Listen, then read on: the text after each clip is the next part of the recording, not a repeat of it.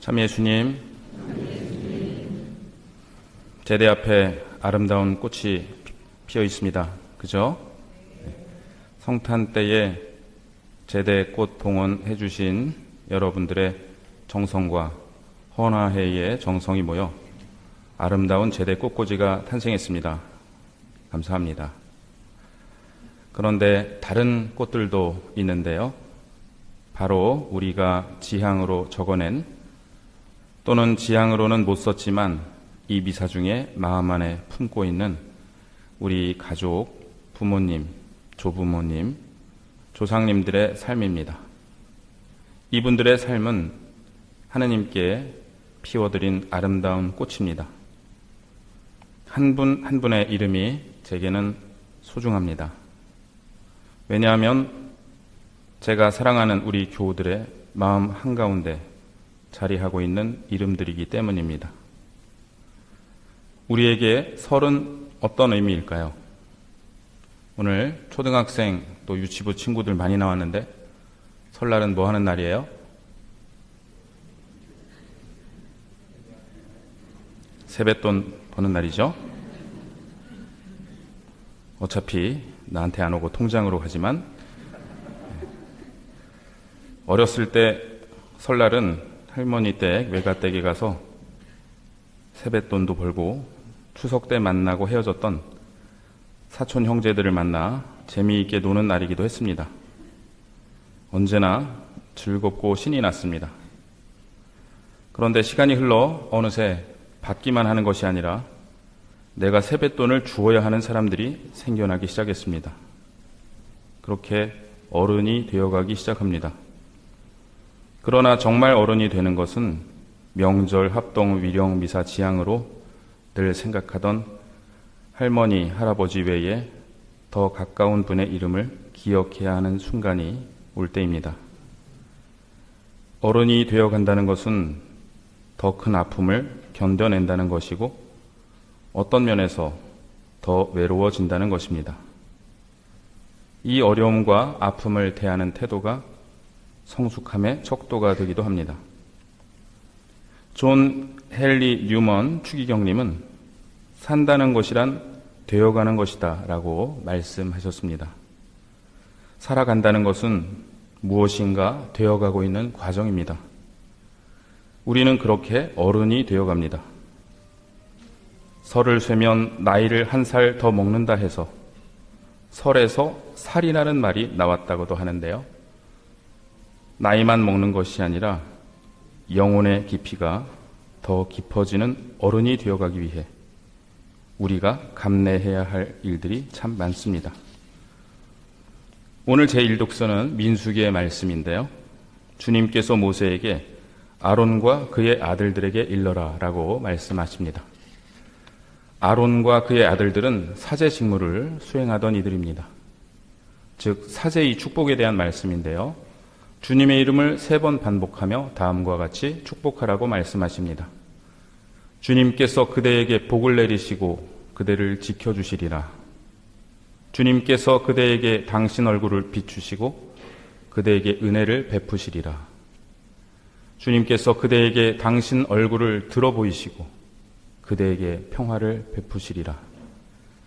우리는 오늘 미사 마지막에 이 말씀으로 장엄 강복을 받게 될 것입니다.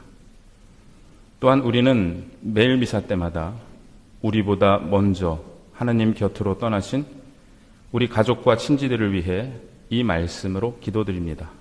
곧 부활의 희망 속에 고이 잠든 교우들과 세상을 떠난 다른 이들도 모두 생각하시어 그들이 주님의 빛나는 얼굴을 배웁게 하소서라고 기도하는 것입니다.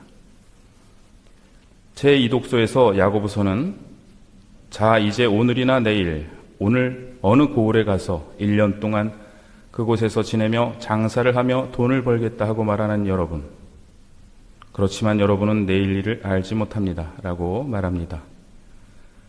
야고보서는 경제활동에 대해 비판하는 것이 아니라 하느님과 상관없이 세속적 영역에서만 일하려는 태도를 경계하고 있습니다. 하느님의 친구는 아닌 채로 세상의 친구이기만 한 것은 아닌지 야고보서는 묻고 있습니다. 복음에서 예수님께서는 말씀하십니다. 너희는 허리에 띠를 메고 등불을 켜놓고 있어라.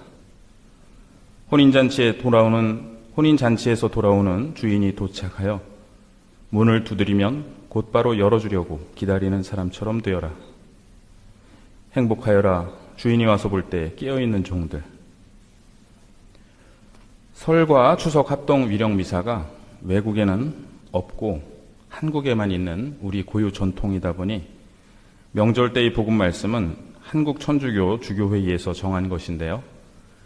오늘 복음을 반복해서 읽다가 설 전날 밤을 새는 전통이 떠올랐습니다. 어렸을 때 저는 설 전날 밤에 잠을 자면 눈썹이 하얗게 새기 때문에 설 전날은 밤을 새야 한다고 어른들이 하시는 말씀을 들었는데요. 그런 얘기 들어보셨어요? 네. 다행입니다.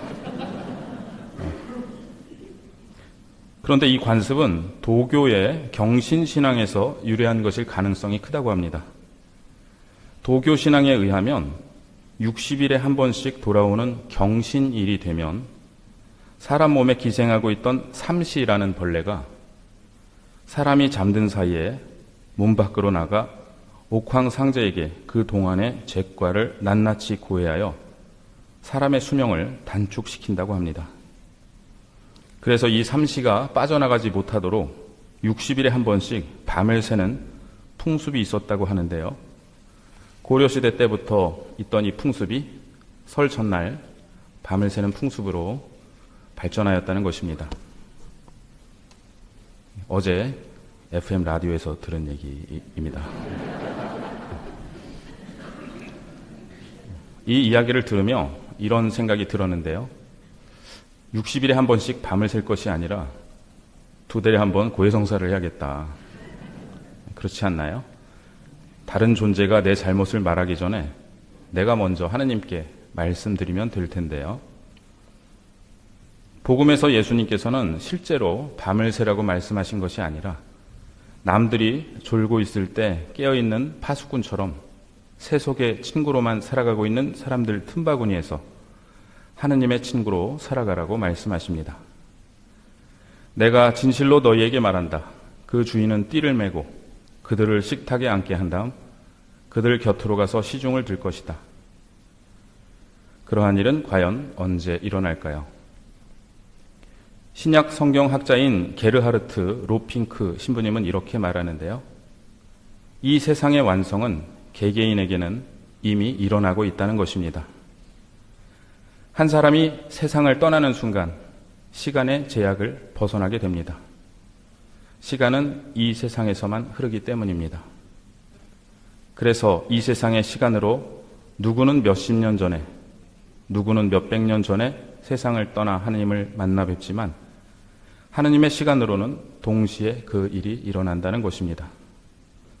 제가 이 세상을 떠나 아버지를 다시 만나서 아버지 오랜만이에요. 보고 싶었어요. 라고 말씀드리면 아버지는 무슨 소리야? 나도 지금 오고 너도 지금 왔는데 이렇게 말씀하실 수 있다는 이야기입니다. 로핑크 신부님의 이 학설을 듣고 저는 왜 성인들이 이미 천국에 계시다고 고백하는지 더 잘 이해하게 되었습니다. 마찬가지로 우리가 그리워하는 우리 가족과 친지들 또한 우리가 살아가는 시간으로는 연옥에 계시다고 말하지만 하느님의 시간으로는 이미 정화를 마치고 하느님 안에 계시다고 말할 수 있다고 생각하게 되었습니다. 천년도 당신 눈에는 지나간 어제 같고 한 토막 밤과도 같기 때문입니다. 제대 앞에 참으로 많은 꽃들이 피어 있습니다. 우리가 오늘 기억하는 분들의 삶이 그분들이 피워낸 꽃들입니다. 그런데 꽃은 자신이 어떤 열매를 맺는지 알지 못하고 떠납니다. 우리는 하느님 품 안에 잠들어 계신 우리 가족들이 어떤 열매를 맺었는지 애써 찾을 필요가 없습니다. 그분들이 맺어주신 열매는 바로 우리 자신이기 때문입니다. 내가 그분 삶의 열매입니다. 그분 삶의 열매로 살아가면서 나 또한 누군가 열매 맺도록 나의 삶으로 꽃을 피워줄 수 있도록 그런 존재가 되어가도록 노력해야겠습니다. 행복하여라. 주인이 와서 볼 때 깨어있는 종들. 내가 진실로 너희에게 말한다. 그 주인은 띠를 메고 그들을 식탁에 앉게 한 다음 그들 곁으로 가서 시중을 들 것이다.